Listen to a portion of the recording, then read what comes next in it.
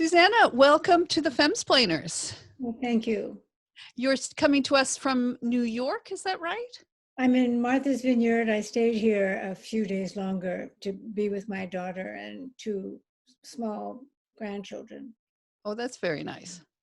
It says on your, I was confused because you had mentioned that you were going to Martha's Vineyard from New York. It said you lived in Hawaii, but I where you used grew to up. live in Hawaii, and I've moved back to New York in September. Okay. So I'm now in New York. Just in time for the pandemic. Yes, just literally just in time. And riots. Everyone's frozen. Yeah. Very good. Yeah.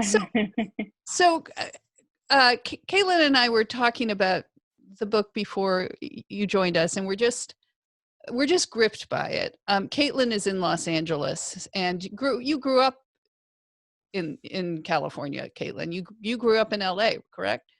I grew up in Berkeley, and then I moved to LA when I was grown, and had a much less interesting Los Angeles experience than you did, Susanna, I'm embarrassed to say.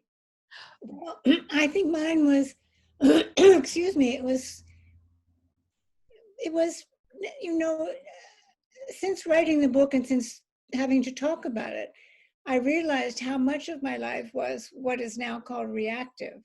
So it's not as if I went to Los Angeles to have this wonderful life or a career or to be an actress. It was the last thing I wanted because I knew I wasn't very good at it. But it was a concatenation of odd circumstances, mostly meeting Connie Wald, who then led me into this world that I would not have found otherwise.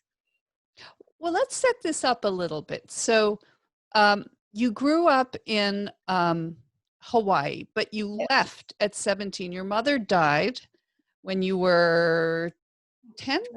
12. 12.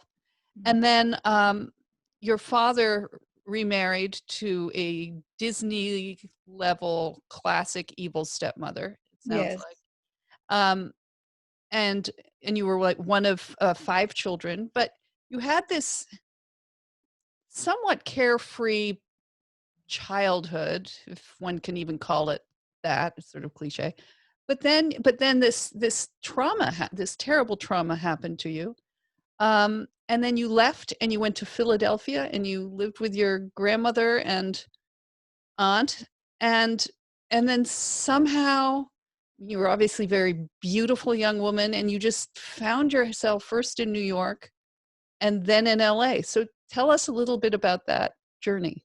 I think because my mother's death, and because I had adored her and been close to her, I did, and for the rest of my life, find other mothers. And the first of them was someone called Oleg Kaiser, who was the wife of the industrialist Henry Kaiser, who happened to live next door to us in Honolulu.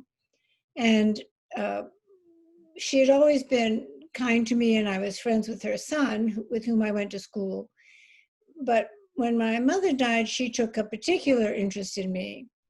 And so when I went to Philadelphia to be with my grandmother, really sent away by my father and my stepmother to get rid of me, she then sent me quite impractically, because I took nothing with me when I left. I wanted nothing of what my stepmother had given me, and I had very little. She sent me 4 trunks of her hand-me-downs, which happened to be these exquisite clothes and shoes, mostly made by an American designer called Norman Norell. Much too old for me, much too grand, very austere, very beautiful clothes. And then she arranged for me to have a meeting with Walter Annenberg, who was the publisher of the Philadelphia Inquirer, because I had told her once that I wanted to be a journalist. And so a lot of it was, as my first maternal figure, she played a very important part. And then later, it was she who sent me to Bergdorf, where I worked as a salesgirl. There was one moment before Bergdorf that, such a moment in the book when, I don't know, you've been invited to a cotillion or some sort of fancy dress party, and your grandmother made this exquisite dress. And there was even this moment when she took the white kid gloves and dipped them in water with glycerin just so they would have the correct sheen. And you got to this event and you were totally overdressed. And it was just, to me, such a chilling moment to think of this act of love that your grandmother had labored over so that you would absolutely keep up with this crowd. And I just thought that was one of those moments in women's lives that I just thought is just so poignant. And it was also generational because she, first of all, she knew about things like glycerin and how to make evening coats and ball gowns, because she had been lady's maid to a woman who lived in Chestnut Hill in Philadelphia. But she had done the same thing for my mother, which is how my mother caught the attention of my father, who was from quite a different social class and would not have taken up with my mother had he not thought she was someone much grander than she was, given her clothes, which my grandmother had made for her or been given by her, the woman she worked for. So there was no reason that my grandmother wouldn't believe that she could do the same thing with me, but it was 1963. And as I say in the book, girls didn't even wear bras. So I was too naive. I didn't know. I'd never been invited to it was called the Bachelor's Ball, and it was a Philadelphia tradition. But the girls were, barefoot in what I thought were ugly Laura Ashley print dresses, but all of them very carefree, loose hair. Mine was, of course, in a tight chignon. No one was wearing gloves. No one was wearing not only not shoes or a bra, but no one was in a floor-length evening coat. It was a very important lesson for me too, which was always to underdress, just to err on that side, and also to try to be clear about what you were getting into. Try to it's not so much not be so naive, but find out what the Bachelor's Ball was. And also, I had an inkling of it, but I didn't want to stand up to my grandmother, who I adored and to whom it meant so much that I was being accepted, as she thought, into Philadelphia society. You mentioned the opposite happened. You mentioned was it Walter Annenberg or the yes. So having had this, I mean, you've just been thrown in this world, as you mentioned. You left at Hawaii at 17 with nothing, with no money, no clothes. They really packed you off. They didn't even pack you off. They sent you off with nothing. Yes. But so then you walk into the Philadelphia Inquirer to try, I mean, as boldly as you may have gone to the Bachelor's Ball, you walk into the Inquirer office to meet with him, Mr. Annenberg. Yes, and again, a little naive, I realized that I wouldn't be there if it weren't for Mrs. Kaiser, but again, it was reactive. It's not as if I saw an advertisement that the Philadelphia Inquirer was looking for reporters or journalists, and it's not as if it was my idea. So, but I went in. Again, I was wearing one of Mrs. Kaiser's dresses. I was, I was naive. I said to Mr. Annenberg, he said, well, what can I do for you? He was completely bored. He was there only because the Kaisers had asked him.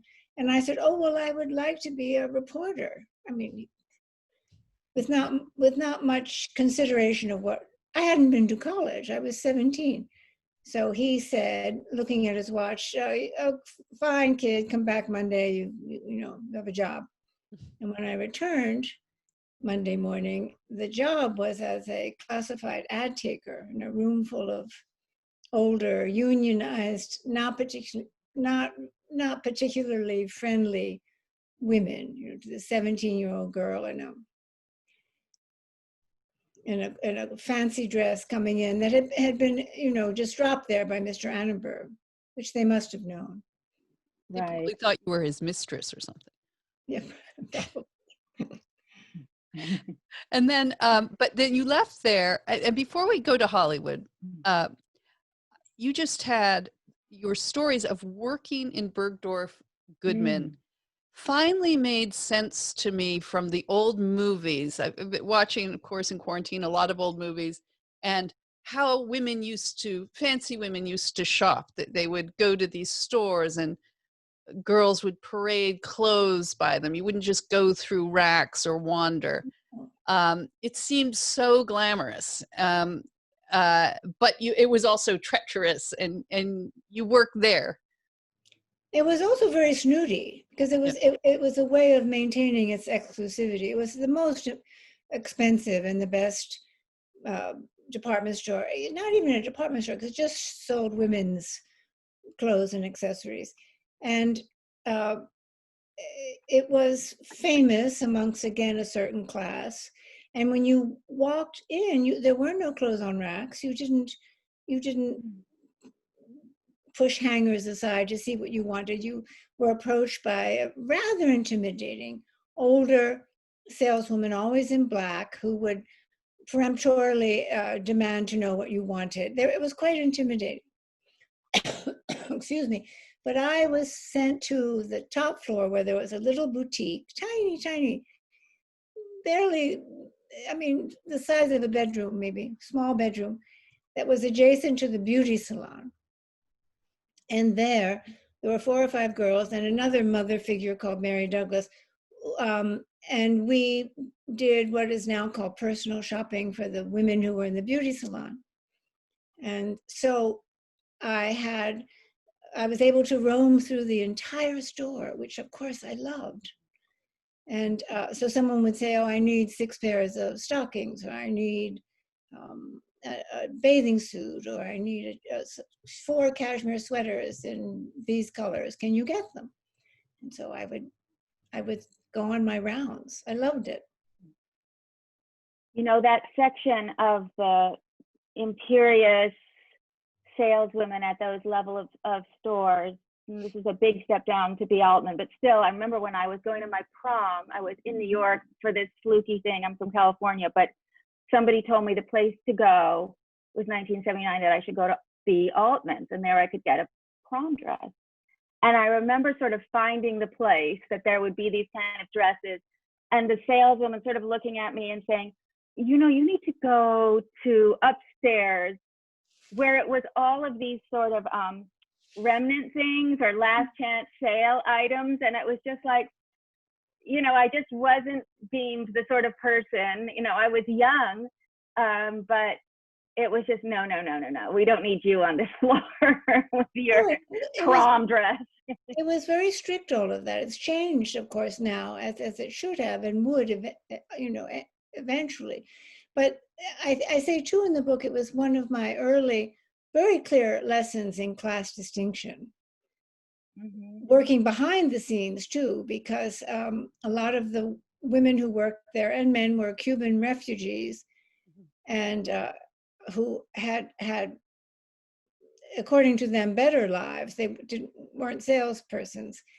But Mr. Goodman's wife had been a Cuban, so it was known that if you could get to Bergdorf's, you would get a job. That led you, so you met your first, and you had a very first brief marriage. And within this group of women, there were these incredible... Sorry, go on, Caitlin, sorry. Oh, sorry. I was just noticing that when you were describing that there's that sort of, I don't know, I think maybe this exists at really high-end hotels or something, but this very careful pecking order among people who work for the very wealthy, and that the customer should behave a certain way and that they should be paid certain respects within, you know, it's just a very, very, very clear society within that one department store. Yes, very much so.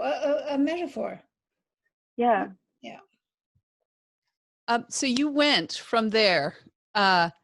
You had a brief first youthful marriage, but it took you into modeling and the incident that forms the title of your book, Miss Aluminum. And Mrs. Kaiser.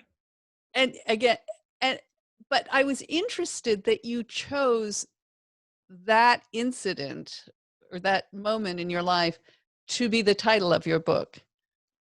I didn't choose it, and I couldn't find a title for a long time. And it's a tricky book to have. You don't want to say my life or my 10 years in Hollywood, and I'm superstitious about titles. I always think if you don't have one right away, it's not a good sign.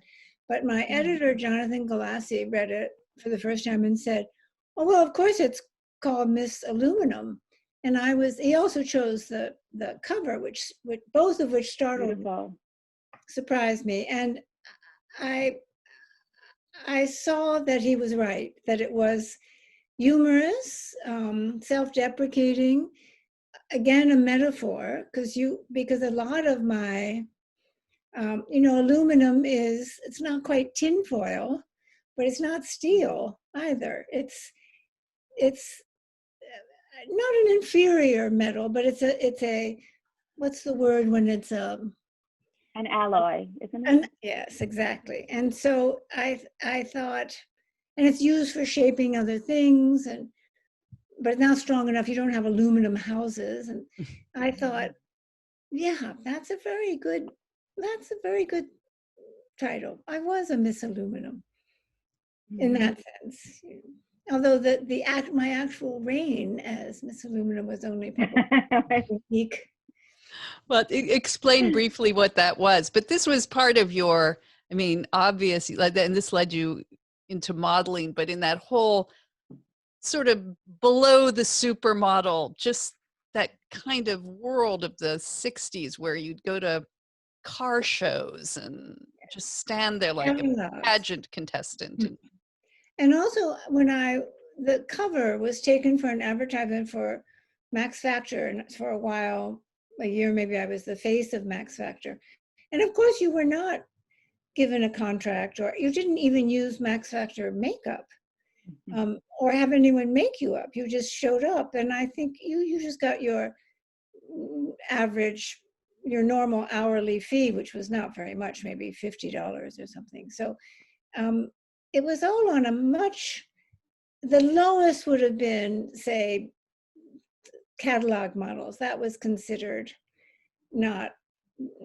So again, we're back on the scale of social distinction in class. That was not considered very special. But to be doing photographs, and then even within that, to be doing editorial was the height of success, which is, the commercial pages not the ad pages, say, of Vogue or other fashion, the editorial pages. That was considered what you wanted. And you were part of that. And then you got befriended by Oleg Cassini, who was, of course, such a big deal back then. He dressed Jackie Kennedy. I, by the way, met him when I was 18, I think, when he came to Toronto, and my mother took me to an event, some press event where he was. And I was wearing some dress I had literally just bought at a very crummy store nearby because I didn't know what to wear. But anyway, it was a figure hugging dress, such as it was. And he was very creepy. He really paid me. I thought, I was, of course, very flattered at the time. I thought, oh my God, this designer has noticed me. And he was, in retrospect, and then after I read about him in your book, a little too attentive, probably. But you had, just a horrific, what we would now call a Harvey Weinstein incident with him. Yes, and of course, as happened then, probably much more than now, although still happens now, I blame myself. Why? Okay, so that goes totally against the politics of today.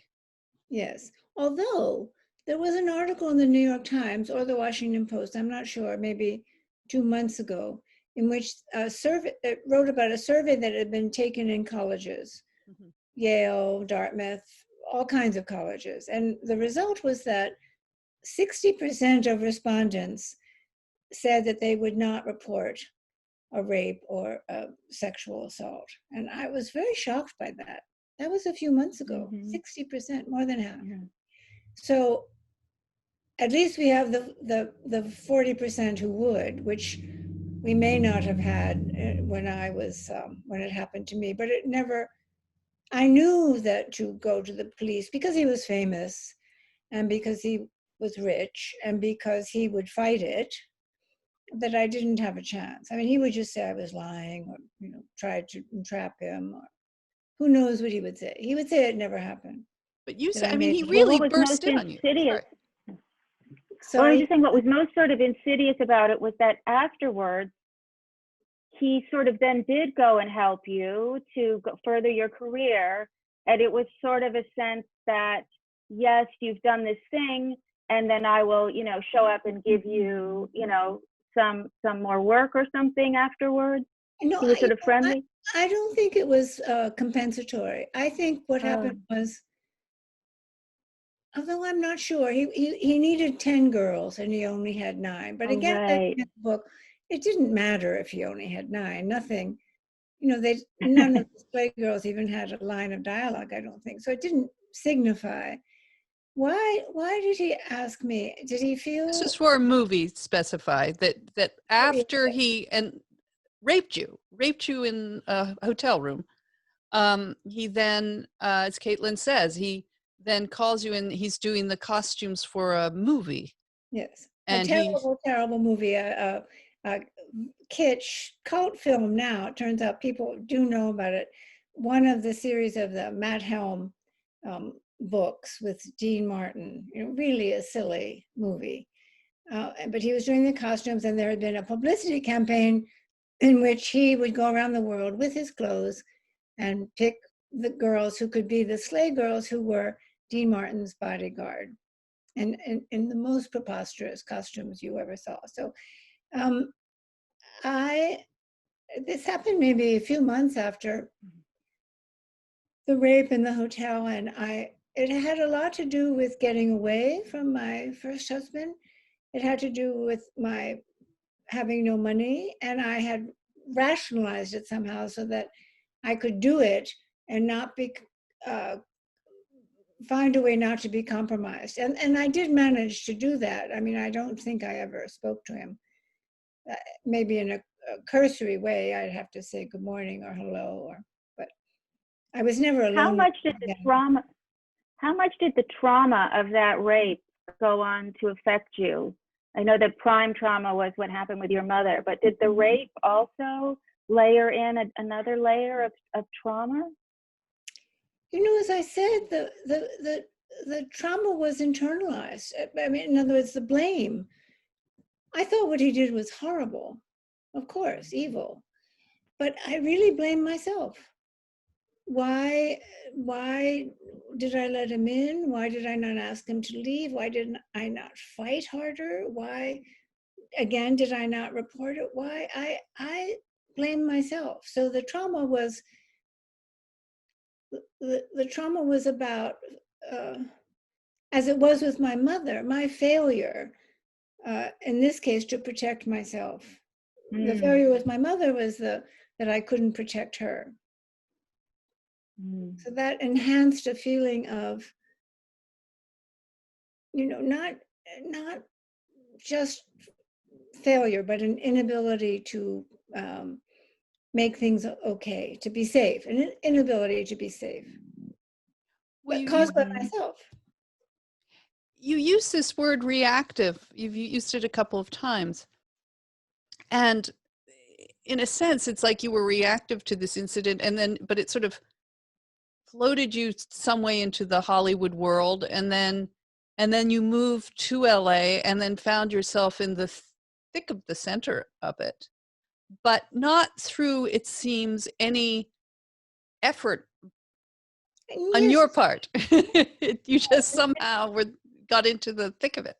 Well, when I was there, and I was Doug Netter, the man who I had begun an affair with when I was on the movie, and while I was still married, and who was much older than I was, I had this idea that I could become an actress, and it was very obvious. How it could not have been too obvious to him, I don't know. but that I was not an actress. And I never even thought I was particularly a good model. I was a bit self-conscious and shy and didn't have that thing that good models have with the camera. And but I knew that again, I had no work experience. I hadn't been to college. I was then 21. I knew that I could model. I knew I could do that. So I went to an agency called A Plus in Los Angeles, and they agreed to take me. And so that then, because it was a bigger market than, say, Chicago, where I had been working, I began to do more work and more prestigious work. But I was going to step in with that concept of reactive too, Danielle. That caught my attention because, you know, Susanna, a million girls, young women, could meet the people you met in the succession that you met them and not have been brought in on that level that you obviously are, but in those days as someone who wasn't known, just one of these electric figures. There are just people that we meet in life that we're like, oh, she's special. I want to introduce her to this person and that's going to go really well. And, you know, you just were sort of there, but everybody was noticing something in you. It wouldn't have been any other girl that was asked to work at all of these things. Don't you think that it was something about you that everybody was recognizing that was not just the beauty? It's hard for me to it's hard for me to think that, but of course it was also circumstantial. You know, that the fact that, you know, Connie had these two sons but never had a daughter, that we had obviously a mother-daughter relationship, and I was there 4 or 5, 6 nights a week. So in a way, people can you explain who Connie was, just to people who wouldn't know? Connie was perhaps the most sophisticated, most refined, most desired, in the sense of an invitation, hostess in Beverly Hills. And she'd been married to Jerry Wald, who had been a very successful and very good film producer and who had died young. So she was a widow. She had this wonderful house in Beverly Hills and these friends, and she gave dinners and often screenings after the dinners. And it was, people wanted to be there because they were all, she was very clever about mixing people to, unlike, say, the Bloomingdales or that Hollywood crowd that supported Ronald Reagan. She was not interested in that particularly. There were always artists, reporters, actors, of course, but you never quite knew who would be there, except that they were interesting. You met her through your Kaiser benefactress, correct? I had been very homesick for Hawaii, and I had been body surfing on the weekends at Topanga. There was a good beach for body surfing. And there was a young man there who also would body surf. And he asked me out a couple of times, and I said, no, I wasn't interested. And then he one day swam up to me in the water and said, would you have dinner with me and my mother? So I forgotten that part. Very good move. Yeah, but see, this only happens to you when you body surf, you know? Mother is the word, you know. I guess I'm laughing because it hadn't occurred to me before. It's like the magic word. You want something from me, all you have to say is mother. So I said yes. And I, of course, had not heard of her and not anticipated what I was to find, even the first night when I went to dinner. And that crowd, which you sort of delineate, and Caitlin, I mean, you're a sociologist of this, I think, of the different worlds of Hollywood. Like, as you say, I've always been fascinated by the Bloomingdales, Betsy Bloomingdale, Nancy Reagan, Chanel ladies who lunch set, and where they fit in. Then there's the sort of actors, there's the studios. So Connie, she was someone who sat in the middle of this and brought everybody together, and she knew she introduced you to Audrey Hepburn. I think she thought that group, the Republicans and the rich supporters of what later came to be known as the kitchen cabinet. I think she thought she wasn't a gossip, and she wasn't, didn't always say what she thought. You had to divine it, but I always felt she thought they were a little vulgar and not interested in intellectuals or writers or bohemians or outsiders. She or even maybe young people, because there were often other young people, not quite as young as I was, but young writers. And a lot of that had to do with Jerry Wall, because he introduced her to a lot of those people, the young writers in particular. So she was, I mean, had you heard of her, Caitlin? Or I feel like the name rang a bell to me when you were describing her in the book, that somehow I've heard that name as a sort of a legendary sort of person and hostess at that time and place, but I didn't actually place her. Although the descriptions of those dinner parties, of course, you and Joan Didion are such closely connected people. And I know in the White Album, there's a description of a kind of dinner party, kind of a Bel Air dinner party, that Joan Didion was describing as being a bit vulgar in a way, whereas you're describing Connie Wells' parties as being just non-vulgar in any way and just very refined.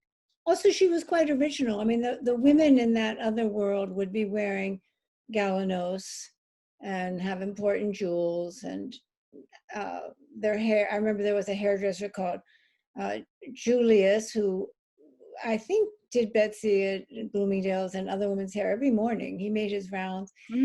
But Connie, on the other hand, wore, do you remember Mary Mecco prints? Yes. Of course. She wore skirts made out of that with a cashmere sweater and a little mod. And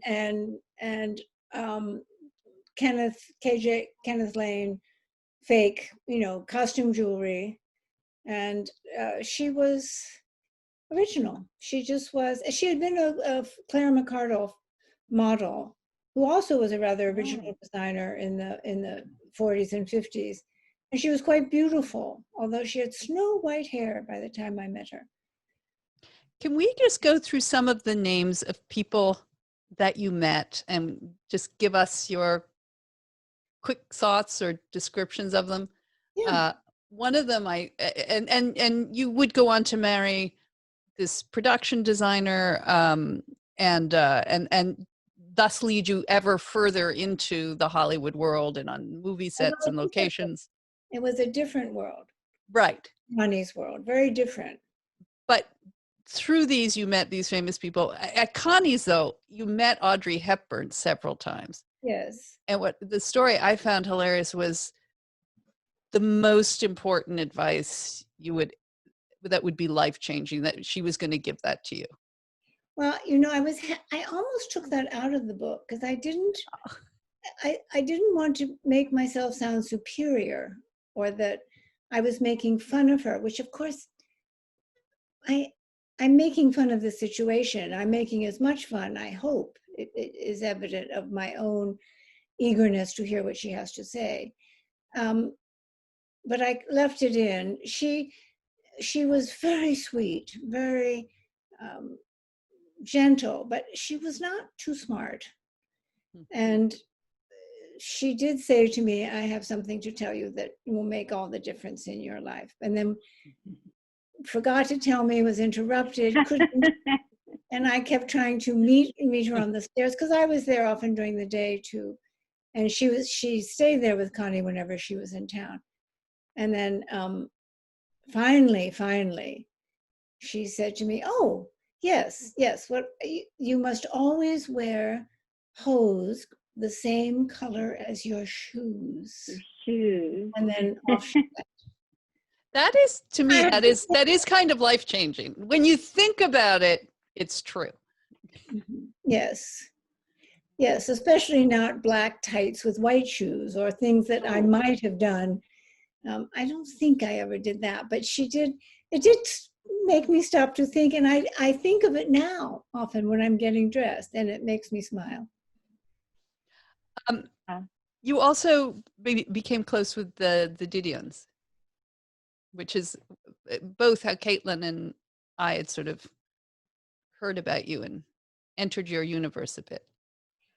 I met them the very first night I went to Connie's for dinner, and expecting it just to be Connie and her son who had invited me. And they were there. He was very, very friendly. This is Dominic John. Dunn. Yes. No, not John. Dominic. I'm sorry, John Dunn. Yes.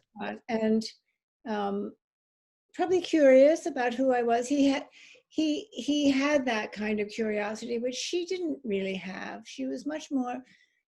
I always thought of them too as like a good cop, bad cop routine, because he could be outrageous. You know, he was a gossip. He could be violent. He was very hot-tempered, and he was also very socially ambitious. And she was not like that at all. But I mean, it took me years to think, well, they're happy together. She must, you know, unless she goes home every night and says to him, why did you, you know, stop behaving like that? She obviously didn't. You know, he obviously served a very important purpose in her life. He was the bad cop. So he and I, he was very friendly and funny and curious. And also they both she especially had a passion for Hawaii. Mm-hmm. And so that interested her. And she would ask me questions about that. And then we later knew people in common, people that I had known growing up, she later met when she went. Mm-hmm. And so that was another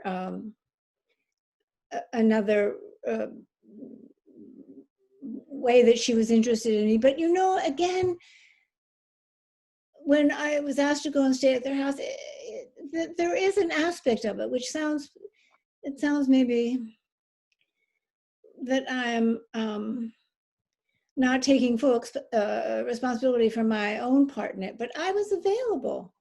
They had met me at Connie's quite a bit. They thought I was reliable, which I was. I was living someplace that I didn't like, and they needed someone to stay in their house. And, you know, let's ask Susanna, maybe she can do it. So a lot of it, and again, with going to dinner at the Waltz in the first place, Connie, well, I can't say that she needed someone at the table because it was always busy. And as I said, I was there almost every night.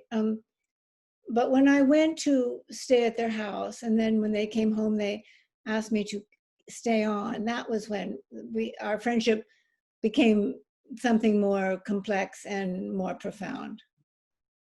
Mm-hmm. And later, my sister. But again, as far as the, you know, so much about the calibrations of social class, you know, there you were, on the one hand, rootless and available, and all these things, but on the other, on to Punahou, you'd been raised in this very kind of formal society and yet very casual society. So you were at the country club with your father where a certain kind of dress was expected, but then being on the beach and swimming was very much part of it. So in a way, you were had a perfect combination of sort of traits and background for LA at that time, where there was still a very strong interest in people who had, you know, had this kind of social class that they brought with them, you know, unintentionally, just part of them. And also for people who could be more free and more loose and more bohemian. So you sort of were the perfect person for that time, don't you think, in that way? Yes, I hadn't thought of it, but yes. And also I was quite bookish. I mean, not quite. I was very bookish. I mean, I was a bookworm and have been in childhood. So I had read most things they had read. We were reading the same new books. We could talk about it. So that was another connection, was literature. Mm-hmm. I liked your description of Joan Didion, as you say, the sort of good cop, bad cop, but that she was she used engraved stationery.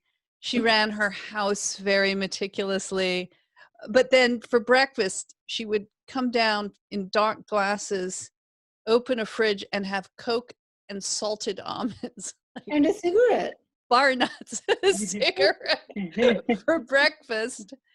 And without, and wordless, you know, without, yeah. I don't even know if there was a good morning. No, yeah. And she was not liberal, you said, which was surprising. No, she was an old-fashioned Republican, old-fashioned landed gentry Republican. She adored Barry Goldwater. And she didn't proffer these views because, of course, almost all of the people around her were very liberal, John included. But she was, it came from, I think, this deep sense she has of being a fourth or fifth generation Californian in a farming community. Her relatives were judges and lawyers, and it was an old-fashioned, again, social structure. She went to Cal. Of course, you would think she was liberal.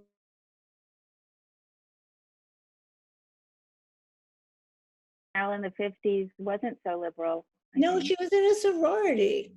I know, right?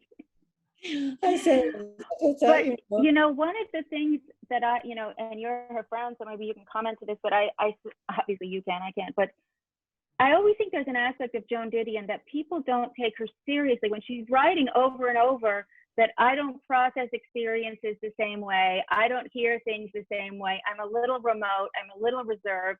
That she has a very particular personality that people just sort of ignore when they read it. But she really is. She just really does have a very particular, finely tuned antenna and sense of self that that kind of set her apart for her whole life in that way. She describes in one essay, I can't remember, it's in my notebook somewhere, but that she feels about herself that she is almost autistic.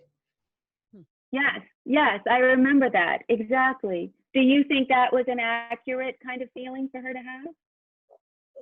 No, she was eccentric, withdrawn, moody, not particularly talkative. She's to this day, she's not very particularly revelatory. You have to anticipate a little bit. If you know her well, you know pretty much how she will react to things, but not always. She can surprise you. I remember the night that Obama won the first term, and everyone was so excited and happy. And I said something to her to the effect that he had eroticized the whole country, that everybody had fallen in love with him, including me. And she looked very skeptical, and she said, he's going to disappoint you, and he will disappoint everyone else. And I thought, oh, gosh. Did she say why, or she just made that pronouncement? No, just that it was inevitable, that you couldn't. She meant it in the larger political sense, the sense of realpolitik, that no politician with the expectations that we held for him would be able to satisfy us, gratify us, and which was in some ways true. But no one was thinking that way except Joan. And she is a godparent along to your daughter, along with Roman Polanski, which is an odd combo. It's a very odd combo. He and my daughter has only seen him, I think, twice in her grown-up life. The last time when she won the French prize at school, and she was in Paris for a few months as her prize. And I think, as I recall, he took her to the movies with his wife, but I think that's the only time she saw him since she was born. He was very close to her father, Dick Silbert, to whom I was married. And Dick had been with him when the news came in London that Sharon, who was almost 9 months pregnant, had been killed. And he and Dick returned to Los Angeles together. And because Roman couldn't live in that house, of course, he lived in Dick's little beach house. And I later lived there with them, which made for an interesting menage. But when Lulu was born years later, he said that he would like to make Roman the godfather because of what he had lost when Sharon was killed. So of course I said yes. And what do you think that has happened to him since? What are your feelings? Did you know him at that time to be involved with, I mean, obviously not at the time of his marriage, but post with young women? Who knows at the time of his marriage. I did not know him when he raped the child, the 13-year-old girl. At the time I knew him, of course I knew like when Kosinski would be there, he and his friends, male friends, were interested in young women. I didn't know. They were never brought to the house. They were never at dinners or not. I mean, no, if I had ever seen him with a 13-year-old, I would have been appalled. And I think he always was that way, probably, but he got, what would be the word? He was more cynical, more reckless, more egomaniacal, probably more famous, which was, I mean, there were always stories that the girl's mother had facilitated it a bit because he had promised that he was going to make the girl a star, which was why he needed to take photographs. I mean, I don't know if you have children, but it's very unlikely that a sensible mother would allow a 13-year-old girl to go and spend the afternoon alone with Roman Polanski. Well, it's like those who seduced Michael, you know, the parents of Michael Jackson's young friends. Greed and ambition. They are seduced by fame and celebrity, money, the hope of money. Before we let you go, Caitlin, did you have any other celebrities you wanted to ask? No, I just wanted to say that I first became the cut. This, you're breaking up. Yeah, Caitlin, hang on. Famous. Yep. She's frozen, I think. Go. Can you hear me now, though? Yes? Yes. Well, in the cut, just mesmerized people. I remember my father, who's a writer and historian, saying, "You've got to read this novel." And it was just this erotic thriller, totally out of place, or total departure from, I think, your other work to date, which were, very highly, I just saw Michiko when I was waiting to be reconnected, had said about one of your earlier novels. It was such a great quote. The prose set down in precisely immaculate prose, which I also thought very much about this book, Miss Aluminum. But it was just a different kind of book. It was extremely erotic. It was extremely violent. It had an ending that just like blew the back of my head off. And I'll never forget seeing I won't give it away, of course, those last lines, the last line. How did you come about writing that book that was so different? I didn't know that it would be quite that heartbreaking for me, even. I remember,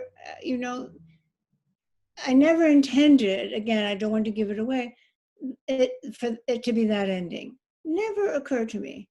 And then I had a hard time writing it. It took me, I couldn't quite get to it. I had all sorts of versions. Cornelius rescues her, all sorts of, and finally it became clear that it could only be that. And I remember I burst into tears because I didn't want that to happen to Franny. But the way it came about, it was very purposeful. I had written the 3 Hawaiian books, which were very autobiographical. My Old Sweetheart is absolutely the story I tell in Miss Aluminum. Yeah, is in My Old Sweetheart, my mother's death and my father's behavior. And I realized that I was being seen and described literally as a woman's novelist, which meant that I wrote well about children and flowers and mothers. And Mm-hmm. I don't know if I've ever been called a feminist, but of course my feelings are strongly feminist. But I thought, in retrospect, I realized it was a feminist reaction, because I thought, why am I being so limited? And why is it considered limiting to be a woman who writes? And I thought, I have to say, it was a little adolescent. I really did think, I'll show them. You did show them. You did show them. They think I can only write about flowers and mothers. So I did some research for really like 2 years. Spent with detectives, reading everything, every noir novel I could find, looking at a lot of pornography, trying to figure out what made one thing erotic, what made most literature not. And then I just did it. It was an act of defiance, really. And it was very much, oh, that's what you think? Yes. Well, I think it was a difficult novel in the sense for many sort of feminists to take on, because on the one hand, what happens to this character is so, bad. And yet here's this woman, who's come to write this incredible book. And I know when it was around the time of the movie that there's so many women actresses and producers and directors wanted to make that movie, but I think I have not seen the movie. I need to see it with Meg Ryan. But as soon as I heard Meg Ryan, I thought, oh boy. It's not a great movie. And also they changed the ending. So I assume so, yeah. Completely changed. And when I asked Jane Campion why, because I thought it was not good, she said, well, they wouldn't have given me the money otherwise. So of course, there was a practical and understandable reason why.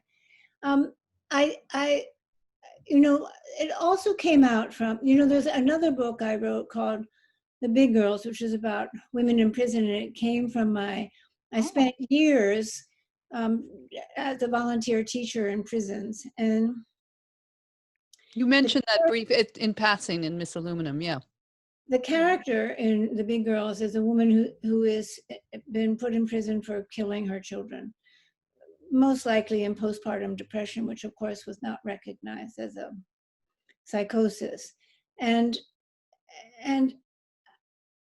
I was very interested in the way, again, whether it's in rape or murder, the way women are treated by society and by the courts. And when I was writing In the Cut, one of the things I noticed and infuriated me was the way women who did report rape were often maligned by prosecuting attorneys, later by a jury, and certainly by judges, and with questions like, well, what did you think would happen if you went into that bar wearing shorts? Or do you really think it was a good idea to walk home alone at night at 11?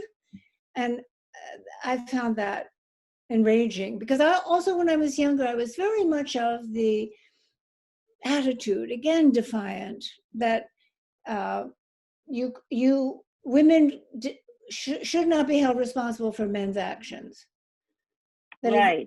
That they should be able to control themselves and know how to behave if I happen to go into a bar in shorts. Again, slightly naive, and as I got older, I tempered that, especially when I had a daughter. Mm-hmm. I changed the way I thought about that. That yes, you do have to protect yourself, and it is not giving in to the patrimony, society, culture, the hatred that men have, that I feel men have for women, often misogyny. So that when I was younger, I would have been, as I said, defiant about that. That's, you have to change, not me. Later, as I said, I ameliorated it. And that is very much part of In the Cut, because she is refusing. Yeah. She is refusing to change her behavior in order to be safe. And I think I might change if I were able to write the book again and to fix things. I would have made it seem less as if she were self-destructive, because I got very many alarming letters, always from men, in which they wrote, "That was really sexy. That was really a turn on." Wow. As someone who's trying to get killed. That's what I've always found. Oh, I just thought, oh, if that's what I have wrought. So I would make it clearer that she is not trying to get killed. She is just trying to be herself, and ironically left alone. Right. Both. She wants both, and both are impractical in this world that we live in, this world of violence, male violence. Yeah. Well, I guess that means I really can't now go back and ask you about Jack Nicholson and Warren Beatty after that. Well, of course you can. I don't know. It seems kind of light. So you can cut it. You can but before you go, I just and then our listeners will just have to obviously go by Miss Aluminum right away and read it, because we're not even scratching the surface of it, and it's not. And I also don't want to give the impression it's just like name dropping. It's these different worlds of Hollywood that you took us into, as you pointed out, that being on with your husband who was in production and going to movie sets was completely different from hanging out with Betsy Bloomingdale. And but you did sort of fall in, well, initially with Warren Beatty, who you seem to have had a purely professional relationship with, reading his scripts for him. But then you got kind of romantic with Jack Nicholson, and it was disappointing. Can you just tell us that story before you leave us? Dick Silver, to whom I was not married, but with whom I lived, was designing the sets for Carnal Knowledge, which was being directed by Mike, and Mike Nichols, and he had designed several movies for Mike, so they were close friends, and Mike depended on him. So I was with Dick in Vancouver, where the movie was shot, and I met on the set, because I was always hesitant to go to the set to be the extra girl. I'd had that experience in Mexico when I was in that movie, and I saw what it's so interesting. There's so many little microcosms of social hierarchy. I saw it wasn't that cool to hang out on a set if you weren't working on the set. So I didn't like to go, but I was a bit lonely in Vancouver. And so I started going with Dick and tried to stay out of the way. And I met Jack and Art Garfunkel, who was also in the movie. And they had rented a house that had a swimming pool, and they encouraged me to use it when they were at work. And one day when I went swimming, they were there, and Jack was flirtatious and funny and naked, and I was shy and embarrassed and probably aroused. I wasn't conscious of it, but interested. And so I used to spend more and more time with him on the set. It was very chaste. I say in part because we were never alone and there was no way to be alone, but it was clear that something had happened between us, desire.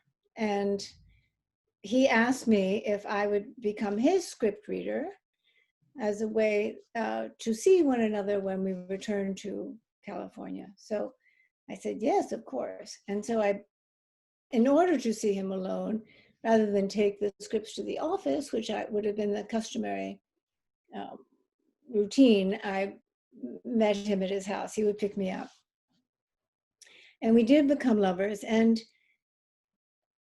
there were many things that inhibited me. One, that the house was always full of people, because he was one of those actors who really, really likes an entourage. I was fascinated by that. Well, the minute you wrote that, I thought, yeah, and you said Dean Martin did it, but Jack Nicholson, that people just needed people around them all the time. Yes, and part of it, a lot of the people around them With Dean, it was really fixers, you know, someone to get girls, someone to cover up for girls, someone to get rid of girls, someone to get pills, someone, you know, to deal with his kids. With Jack, it was a lot of young men his age who he had grown up with in New Jersey or met later in California. A lot of it was about drugs too, of course.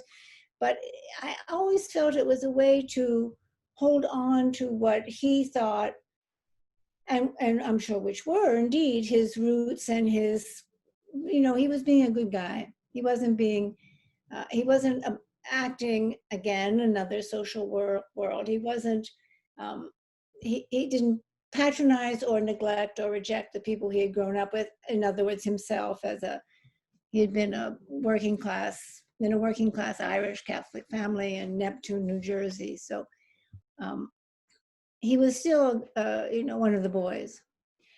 That inhibited me. And also I was so inexperienced. I was so dumb about sex and what it was that was exciting, say, for him, or missed it completely. And eventually we stopped going upstairs after a few months. And the other thing that was rather touching about it was that perhaps one of the first times he asked me if I wanted to leave Dick Silbert and to come and live with him. And I said, no, that I didn't. And he was very relieved. Let's see. Which, you know, for a moment I thought, well, I don't want you to be that relieved. I also didn't want to. Nor did you want to live with an entourage. It was not a good idea. And also I never took drugs. Yeah, that's right. No, you didn't take drugs. You didn't. Well, I just feel there's so much to talk to you about, but Caitlin, you had said just before Susanna came on that you wanted her to write a sequel. I want you to write a sequel to this because I hope you're at work on it, because I got to the end and I was like, I want to find out how she became a writer, what it was like being a mother. Yeah. No, I left all of that out on purpose. You know, there were two things I wanted. I didn't want it to be how I became a writer, because I thought that was a little too expected, too commonplace. And I also was very adamant with myself that it not be a book about, you know, triumph over adversity. I thought, no. Well, and it's really it's spellbinding, and it's just so how it goes back and forth.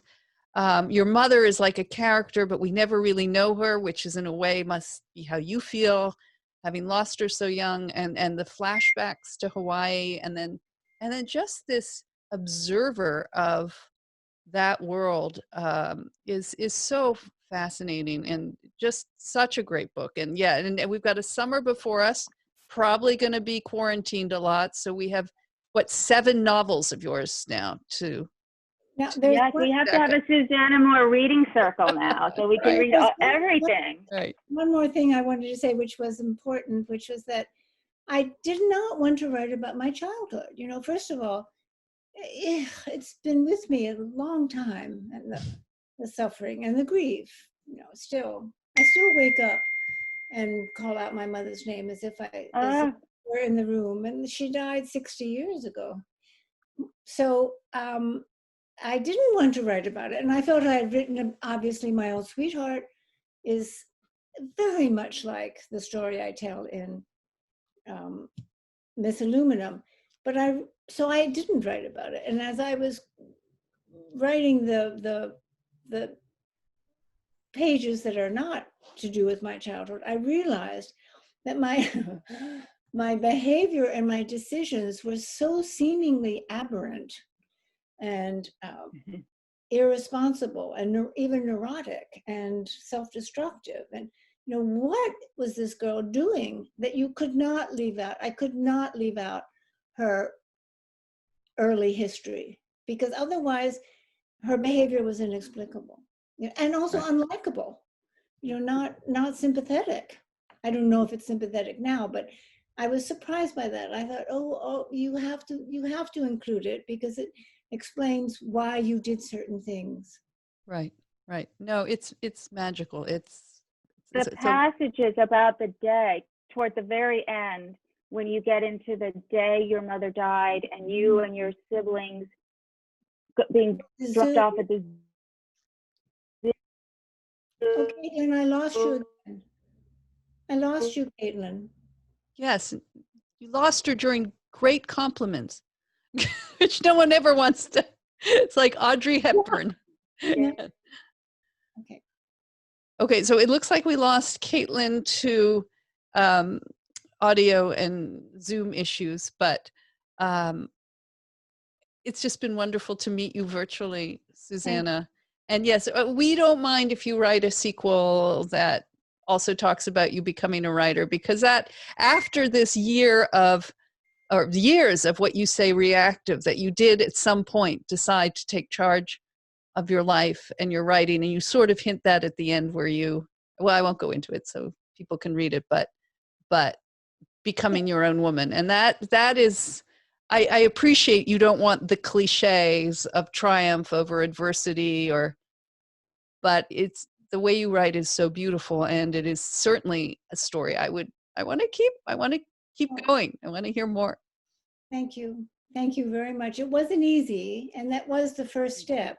Yeah. The end of Miss Aluminum, the book, but I got there eventually. Yeah. I did get there. Well, thank you. And stay safe, stay well, and enjoy Martha's Vineyard. All right. Thank you so much. And